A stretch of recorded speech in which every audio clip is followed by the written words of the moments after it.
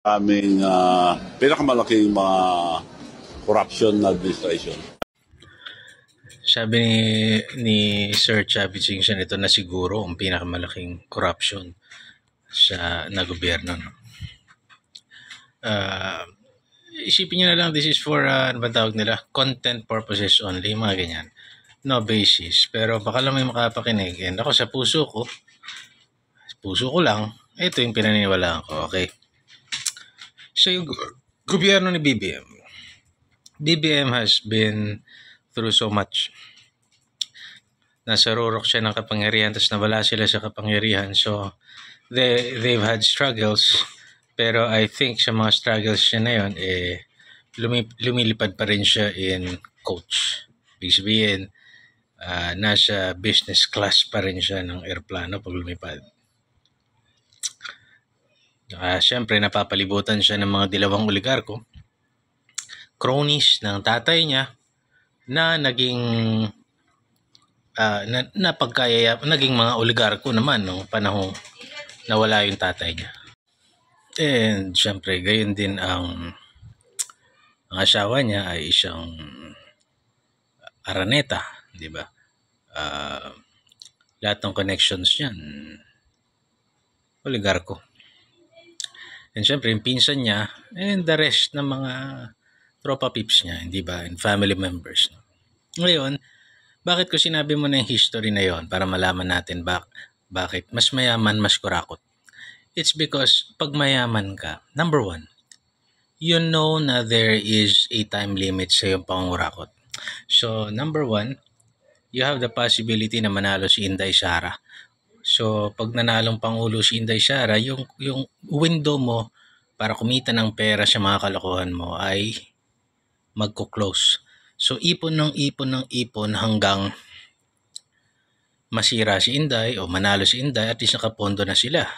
May contingency plan lagi ang mayayaman eh. Pag nanalo man si Inday, meron silang pambayad ng attorney's fees, pang setup ng mga offshore accounts, pambili ng mga properties, pambayad ng mga dummies. And number two, sa second point, syempre mas mayaman, mas matindi ang corruption kasi yung nakasanayan niyang lifestyle mas matindi, mas iba. So bukod siya nag-iipon na siya, preparing for the rainy days, yung rainy days niya, bilyonaryo pa rin siya. Hindi kagaya natin rainy days, nakapag-impok lang tayo ng konting noodles at saka delata. Sa kanilang rainy days is different. Bilyonaryo pa rin sila.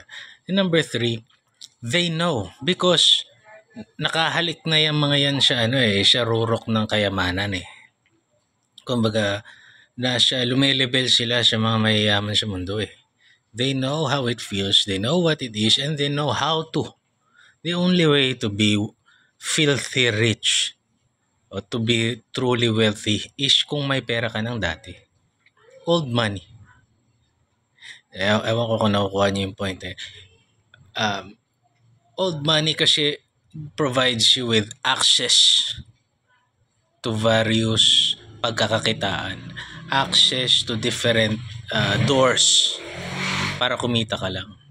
Hindi ka magiging filthy rich nang naghahanap buhay ka. That's the truth. Ibigay kayo ng example. Manny Pacquiao. Sa mata natin, he is filthy rich.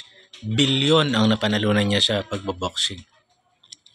Pero yung lifestyle niya, i-compare mo kay, let's say, Chavit Singson o kay Bongbong Marcos, yung lifestyle ni Manny Pacquiao is more comparable to a celebrity lifestyle. It is not old money. And yung money niya ay pwedeng maubos. Paano? Taxes. Diba? Kaya nga siya nagpopolitika sana. Para yung pera niya ma-protectionan niya. Iba kasi, at maraming pintuan pa ang magbukas. Iba kasi yung politiko ka na kaysa sa boksingero ka lang. Kahit superstar ka pa. I don't know if you get it. Ganon talaga. Kaya karamihan sa politiko, old money. Old money, minana ang political capital sa kanilang mga magulang. Yan ang katotohanan ng mundo. So they know that money begets money. The more na may pera ka, the more na may access kang kumita ng pagkarami-rami.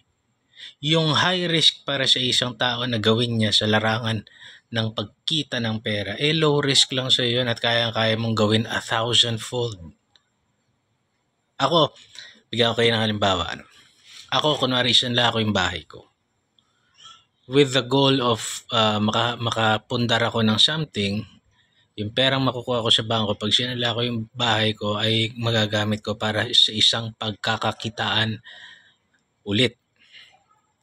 So, ganun no, yun yung principle. Pag yung pagkakakitaan kong yun ay hindi kumita, patay ako. Mai-elite yung bahay ko. Bagsak pa yung negosyong yun. Sa mga mayayaman, how many million times nila kayang gawin yun? Without risks. Without the risk of losing a roof over your head and food on the table. Without compromising the future of your family, the tuition fee of your family. May pang-hospital ka pa, may pambayad ka ng abogado, may panglagay-lagay ka pa sa kung kanino mga putang ina-official dyan. That is the truth. So money begets money.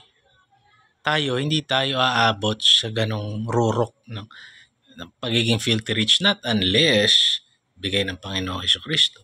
Maybe celebrity status, but not the 1% wealthy dito sa Pilipinas. Not the oligarch level of wealth. Hindi ganon. Only money begets more money. They know that, of course. Nandun sila sa mundong yun eh. That's why saan ka kukuha ng karagdagan mong mga pera, perang makukuha mo para kumita ka pa ng mas malaking pera, saan mo kukunin? Magnanakaw ka. Kukuha ka ng libre, kukuha ka ng padulas, kukuha ka ng mga porsyento, SOP mo, at kung ano-ano pang kukunin mo na pera na libre. Parang binigay lang sa'yo. Libre puhunan. So more chances for you, more wealth, more money na nakukuha mo, more chances for you to open doors. At pag dumating yung panahon na nanalo si Inday Sara, kinana kayo, nakalipad ka na sa abroad, nakaset up ka na ng kabuhayan mo sa abroad, nakapag-aral na yung mga anak mo ng abogasyo sa Harvard, putang ina, nalagyan mo na ng sangkaterbang layers ang iyong mga ari-arian na it's almost virtually impossible for the government na habulin ka pa. Yan ang playbook ng mga mayayaman.